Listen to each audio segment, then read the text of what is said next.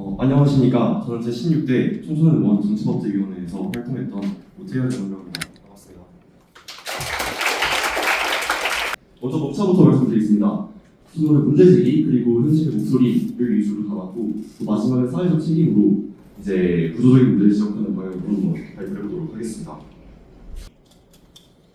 먼저 일단 중독이라고 하면 어떤 이미지가 떠오르시나요? 뭔가 무섭고 범법행위일 것 같고 그렇죠. 마약 같은 경우에는 일단 청소년보호법과 마약류 관리에 대한 법률로 규제되고 있고 또 불법 음란물도 마찬가지로 청소년보호법 그리고 청소년들의 내생물 관한 법률로 규제되고 있고 담배도 마찬가지로 담배사업법 그리고 청소년보호법으로 규제되고 있습니다. 도박도 마찬가지고요. 하지만 SNS 중독에 대해서 얘기를 해보려고 하는데 SNS 중독이 위험한 이유를 전 두 가지로 꼽아왔습니다. 법적 허용 그리고 청소년의 압도적인 사용량 때문입니다. 두 번째, 청소년의 압도적인 사용량에 대해서는 아마 모두 동의하실 것 같아요. 다들 SNS 많이 사용하시죠? 네. 하지만 첫 번째 법적 허용은 법적 허용이 된다고 라고 생각하시면 분명히 SNS도 법적으로 좀 제재하는 것 같고 10대 SNS, 인스타그램 제한 계정 같은 거 들어본 적이 있고 근데 왜 법적 허용이라고 하는 거지? 라고 질문하실 수 있을 것 같아서 제가 한번 준비를 해봤습니다.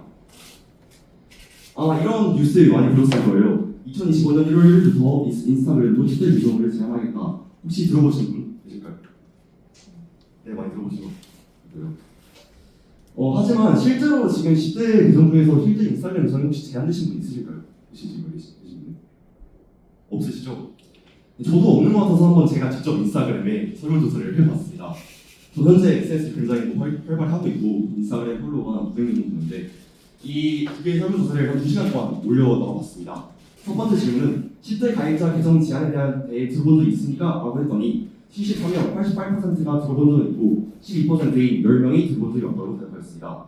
또 두 번째 설문조사에서는 실제로 본인의 계정이 강제 비공개로 전환되었나요? 라고 물어봤더니 오직 8명 이하가 그런 적이 있다고 대답했는데 이마저도 장난을 부르는 분이 있더라고요. 그래서 8명 이하로 전하고 실제로 그런 적이 없다고 대답하신 분들이 67명, 88%를 차지했다는 말씀을 드리겠습니다.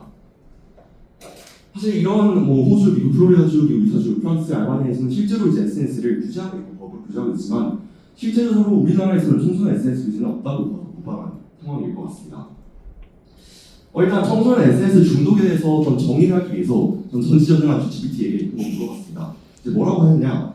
페이스북, 인스타그램, 틱톡, 유튜브, 트위터 등의 소셜미디어 플랫폼을 과도하게 사용함으로써 정서적, 심리적 의존 상태에 이르고 학업, 직장, 개인관계 등 현실 생활에 부정적인 영향을 미치는 현상. 아마 많은 분들이 동의하실 말씀인 것 같아서 일단 이 정도로 소개하고 넘어가보도록 하겠습니다. 2023년 한국청소년정책연구원도 한국정보화진흥원 보고서에 이렇게 다양한 통계들이 있지만 사실 저는 조금 와닿지가 않더라고요. 그래서 저도 직접 설문조사를 진행해 보았습니다. 일단 이 설문조사는 제가 청소년 의원 단톡방에서 올려드렸기 때문에 굉장히 건전한 생활을 살고 계시는 분들 위주로 이제 설문조사 진행했지만 이 정도 결과가 나왔다고 보시면 될 것 같고 첫 번째 질문입니다. 어떠한 SNS를 가장 많이 사용하냐고 물어봤을 때 인스타그램이 85.4%, 유튜브가 75.6%, 나머지는 X 또는 온라인 홈 사이트가 나머지를 차지했습니다. 물론 중국 선택이 동했고요. 두 번째 질문은 얼마나 사용하냐 했어요, 하루에. 그랬더니 사실 조금 신기한 결과가 나왔는데 3시간 이상 5시간 미만이 43.9%, 또 1시간에 2시간이 39%. 하지만 신기한 점은 7시간 이상이 9.8%나 되었다는 것이에요. 하루에 7시간 이상, 24시간에서 7시간 이상을 SNS 사용하는 걸 보면 심각한 상황이라는 걸 알 수가 있겠죠. 다음은 SNS 플랫폼의 알고리즘 형태가 SNS를 쉽게 포기하지 못하도록 설계되어 있냐라고 물어봤더니 응답자 전원이 그렇다고 답변을 했습니다. 얼마나 SNS 중독이 심각한 상황인지 알 수 있는 것이죠. 또 다음은 실제로 본인의 경험에 대해서 한번 물어보았습니다. 선호평 방식으로 질문했더니 한국에서 굉장히 자세히 이렇게 답변을 해주셨더라고요. 시청자의 니즈를 명확히 파악하여 시청자 입장에서 중독성이 강하고 자극적인 영상들을 보여주어서 멈추고 싶어도 멈출 수가 없다고 생각했습니다. 다른 분은 유튜브 영상의 자극성 때문에 본인을 위한 알찬 시간을 낭비한 적이 많다. 또 학업 성취도 하락에 영향을 미칠 수 있어 상시 위에야 하나 사람의 마음을 바뀌지 않는 것이다. 이렇게 말씀을 주셨습니다. 또 짧은 말씀들도 많이 주셨는데 절제 앱도 깔아봤지만 실패했다. 시험 기간에 인스타를 끊으려고 했는데 계속 돌아왔다. 유튜브, 틱톡, 일스 같은 걸 계속 보면 빠져날 수 없다. 또 SNS를 보기 시작하면 못 멈춘다. 인강을 보려고 했는데 아이돌 영상을 보고 있다. 이렇게 또 정말 많은 분들이 이제 말씀해 주셨고 이러한 정말 현실적인 이야기를 들어보면 정말 SNS를 끊는 것이 쉽지 않구나. 또한 학업 그리고 인생도 많은 영향을 미치고 있구나 하는 것을 알 수가 있었습니다. 그리고 주변에 SNS에 본인을 과시하고 어떤 팔로워들의 반응에 민감한 친구 또는 지인을 본 적이 있냐라고 물어봤더니 84.2%가 본 적이 있다, 본 적 없다는 답변은 15.8%밖에 되지 않습니다. 이런 설문조사를 정리를 해보자면 이제 이렇게 정리할 수 있을 것 같아요. 일상생활에 심각한 방해가 되고 절제가 불가능하고 알고리즘이 침해돼서 본인이 보고 싶은 것만 계속 뜨게 되고 또래와의 어떤 비교 다시도 이루어지고 학업에 방해되고 또 수면 부족까지 추대된다는 것을 알 수가 있습니다. 하지만 이러한 것들이 왜 이루어지냐라고 봤을 때는 아마 소셜미디어 기업들의 사업성 그리고 수익성에 대해서 말하지 않을 수가 없을 것 같아서 준비해봤습니다. 인스타그램과 페이스북을 운영하는 메타의 경우에는 한국에서 작년 총 9,055억 원의 수익을 기록했고요. 유튜브를 운영하는 구글은 한국에서 총 수익이 12조 원으로 추정되는 상황입니다. 이런 것들을 봤을 때 아마 이런 뉴스들도 볼 수도 있을 거예요. 연 매출이 10조인데 세금은 155억밖에 안 냈다. 네이버의 3% 수준이다. 또 인스타그램, 페북으로 1조를 벌었는데 법인세를 53억밖에 안 냈다. 이렇게 세금 회피하는 이유는 더 간단해요. 바로 광고 때문이에요. 광고. 자회사들이 여러 개를 두어서 본인의 자회사에게 광고를 매기면서 계속해서 법인세를 회피하는 겁니다. 실제로 이제 애플에서 나온 2012년 나의 일상, 내 가족의 프로파일 빅데이터, 당신의 데이터는 어떤 하루를 보내는가에 대한 보고서가 있었는데 이 내용 간단합니다. 어떤 아이가 아버지에게 나 킥보드가 타고 싶어라고 말을 하면 이제 본인이 그 아이가 아빠 핸드폰에 킥보드를 막 검색합니다. SNS에.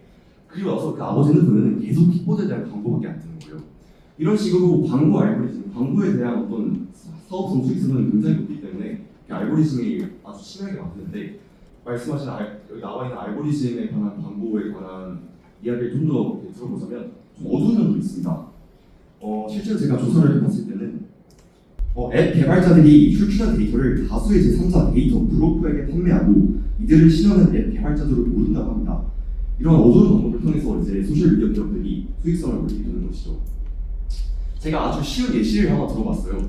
이제 네이버 초록창을 이용한 이제 광고 알고리즘 서치 방식인데 제가 정말 그냥 상품이나 검색을 해봤습니다. 바다 낚시대를 검색해봤는데 여러 가지 상품이 들어가서 서칭을 해봤습니다. 한 10개 정도 서칭해봤고 나와서 다시 이제 첫 번째 화면 들어가서 이번엔 전혀 상관없는 내신 관리라는 키워드를 검색을 해봤습니다. 그랬더니 이제 이런 학원 또는 내신 관리 어떤 블로그에 들어가서 맨 밑에 내려가면은 이제 네이버에 이제 추천 상품이 뜨거든요. 갑자기 이렇게 낚시에 관련된 이제 상품들이 뜨기 시작합니다. 낚싯대, 그리고 느팅거 낚시 링그리, 낚시 진열대, 낚싯대, 토치대 이런 상품들이 뜨기 시작해요. 이게 우연이 아니라는 것을 보자면 한 번 더 해봤습니다. 한 번 더 해봤더니 낚시 관련된 햇빛 가리개 같은 것도 뜨더라고요. 이러한 이제 정말 현실적인 예시를 보면서도 정말 광고 알고리즘이 치밀하게 진행되고 있구나라는 것을 알 수가 있었습니다. 마지막은 이제 법적 책임이 아닌 사회적 책임에 대한 얘기를 좀 드리려고 해요. 온라인 매체 또 소셜 미디어는 인간의 기본 욕구를 이용한 이윤의 수단으로 활용되고 있음을 알 수 있습니다. 지금껏 많은 중국 수단들이 그렇게 발전을 해왔죠. 하지만 현재 지금 국회에서 그리고 사회 정의를 담당하는 무수한 어른들이 소셜 미디어를 법적으로 제재하지 않는 것은 전 나름 이유가 있다고 생각합니다. 제가 알고 있기로는 어떤 행위를 법적으로 규제할 때는 그것이 도덕적으로 옳은지 그른지 사회적으로 나쁜 파장을 일으키는지 인간의 기본적 존엄성을 해치는지에 대해 다방면을 고려해서 법을 개정한다고 알고 있습니다. 현재까지 과한 소셜 미디어의 사용이 법적으로 규제되지 않는 이유 그리고 법에 어긋나는 심각한 제지 사유로 규정되지 않는 이유는 아마 자유민주주의 관점에서 소셜 미디어에 대한 긍정적인 면도 충분히 존재하기 때문이라고 생각합니다. 그리고 아직은 청소년의 소셜 미디어 중독에 대한 관심 자체가 부족하기 때문이라고 생각해요. 따라서 이후 패널 분들께서 중독에 대한 해결책을 제시할 것으로 알고 있기 때문에 제가 직접 여기서 해결책까지 말씀드리기는 어렵겠지만 마지막으로 제가 드리고 싶은 말씀은 따라 현재 청소년 중독자를 개선 그리고 단계적 예방하는 노사에 초점을 맞추고 서로의 기업의 이해관계를 그려려 절제 그리고 양보를 실현시킬 수 있는 선에서 해결책이 빨리 마련됐으면 좋겠다라는 말씀을 드려보겠습니다. 부정적인 법적 책임보다는 사회적 책임을 강조할 수 있는 방법으로 말입니다. 이상으로 마치겠습니다.